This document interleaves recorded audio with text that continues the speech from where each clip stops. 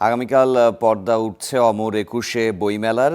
তো বইমেলার প্রাঙ্গণের কি অবস্থা, আইন শৃঙ্খলা রক্ষাকারী বাহিনী কি দায়িত্ব পালন করছেন সে বিষয়ে তারা ব্রিফিং করছেন। সরাসরি চলে যেতে চাই সেই ব্রিফিংয়ে। বইমেলা উপলক্ষে কয়েকটি জায়গায় ট্রাফিক ডাইভারশন দেওয়া হবে। মেলা চলাকালীন সময়ে দিনে ও রাতে ঢাকা বিশ্ববিদ্যালয় এলাকায় কোনো ভারী যানবাহন প্রবেশ করবে না। এবার টিএসসিওতে দোয়েল চত্বর পর্যন্ত রাস্তা অন্যান্য বারের মতো সবসময় বন্ধ থাকবে না।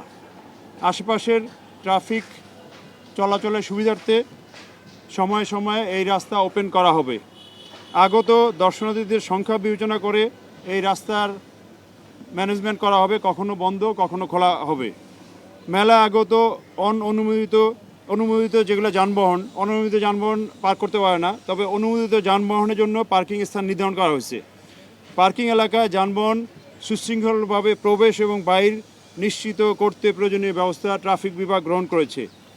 নো পার্কিং জোনে কোনো গাড়ি পার্ক করা যাবে না।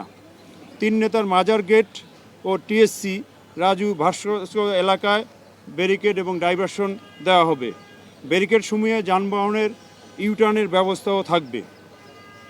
আমরা ঢাকাবাসীর প্রতি অনুরোধ করতেছি, যারা মেলা আসবেন তারা যেন এসে মেলার গেট পর্যন্ত যানবাহন থেকে নামার অপেক্ষা না থেকে আগেই নেমে একটু হেঁটে প্রবেশ করলে মেলায় অন্যান্য ব্যক্তিরা সহজেই প্রবেশ করতে পারবেন।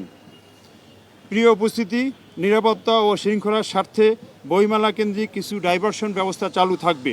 বিশ্ববিদ্যালয় এলাকায় বসবাসকারী শিক্ষক, ছাত্র, কর্মকর্তা, কর্মচারীগণ সেসব ট্রাফিক নির্দেশনা অনুসরণ করে আমাদের ডিএমপি ট্রাফিককে সহযোগিতা করবেন। সকলেরকে আন্তরিক ধন্যবাদ ও কৃতজ্ঞতা জানাচ্ছি আজকের এই প্রেস ব্রিফিংয়ে আসার জন্য। এ পর্যায়ে আমাদের এডিশনাল কমিশনার ট্রাফিক ব্যবস্থাপনা সম্পর্কে কয়েকটি কথা বলবেন।